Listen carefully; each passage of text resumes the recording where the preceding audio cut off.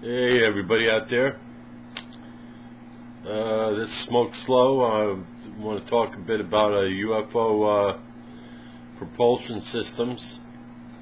Bob Lazar has mainly got it right here. Maybe I can add some more flavor to this situation. As far back as the early 60s that I know of, that's when I started playing guitar. You had controls on your guitar and your amps. They were called such things as harmonic clipper, selective boost, phase shifters,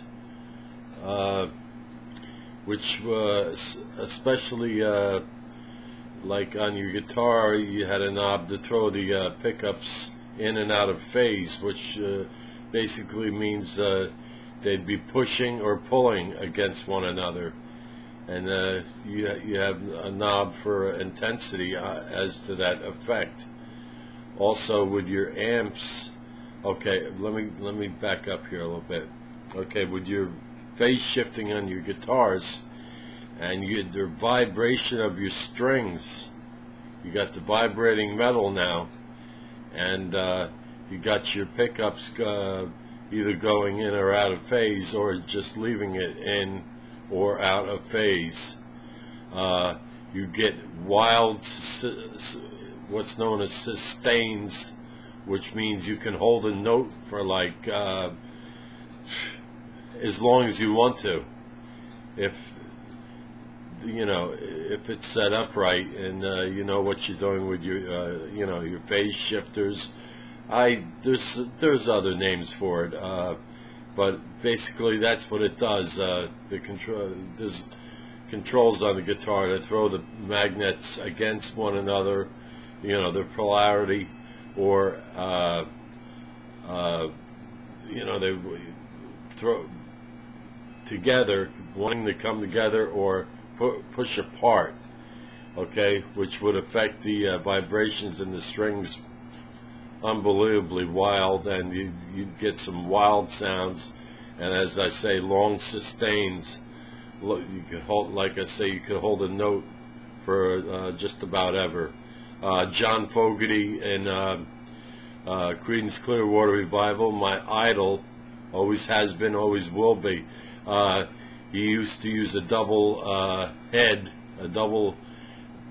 the amplifier head would piggyback two heads on a speaker system, and he would jack one head into another with guitar jacks, and both his heads had selective boost and harmonic clipper, and that's why he was able to do some of the wild sounds like you would hear in like Run Through the Jungle, and just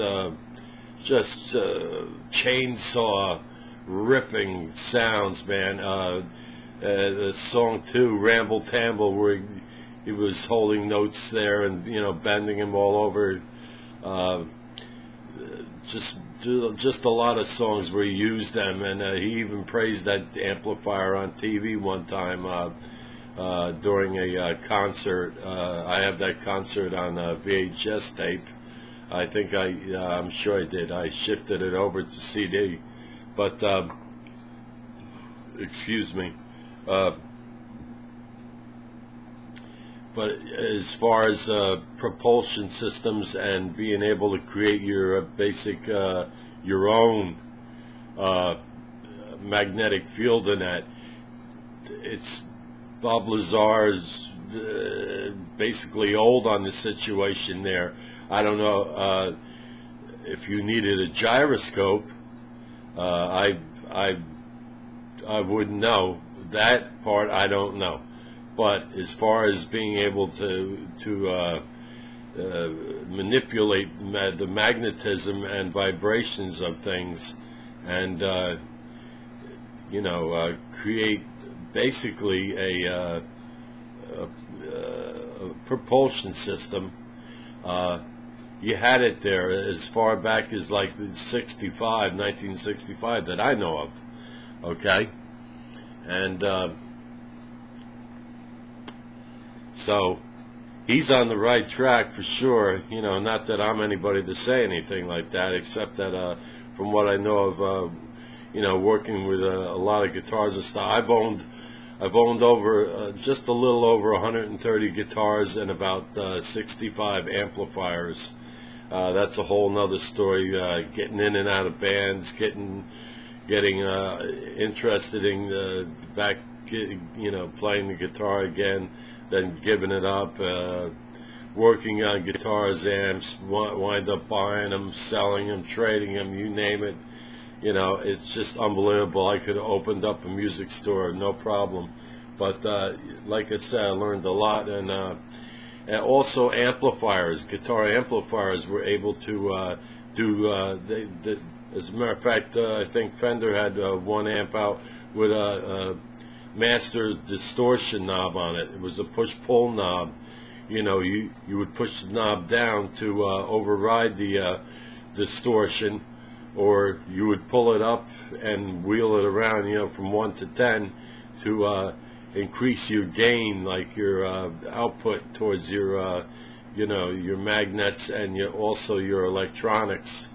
Okay, so it was all there, basically, just in guitars and amps. You know, set them up the right way in a couple of plates turned, you know, invertedly, or you know, against one another and that, and if they were big enough and stuff, and you had most of a propulsion system, except that he mentions I don't know if it was EMP or electromagnetic pulse or generators. But then again, that brings me back to the amplifiers, which could amplify the magnetic power and stuff. All right, and also in the guitars with your, you know, your phase shifters. Also, let me bring up another point. There's a lot of gadgets that, if you ever watched bands, they would push, you know, push down the buttons and stuff like that on these little boxes on the floor that were able to create different effects on the magnets inside the guitars and stuff. And also they had some of them had magnets inside of them, and were able to manipulate the sounds. And again, you know, you were able to get some wild sounds. And I'm going back, like I say, you know, the early 60s that I know of. You know, okay, I'll meet you, you know, mid 60s, 65. That's just about when I started playing. But this UFO stuff with you know, that type of propulsion systems is definitely right on. And you know, check me out if you can find me. I don't know. I don't even know how to list myself here. I'm still pretty new at this YouTube, but I'll just put myself next to Bob Lazar, you know, continued or something. All right. Think about it though, all you guys out there, you know, all you people, you know, wondering about the UFOs. Definitely, they could create their own magnetic, you know, magnetic gravity system. Easily they could do that. All right, so this is Smoke Slow saying, I'll catch you later, and peace, love, dub to all of yous. And I just love this YouTube. It's cool. All right, later.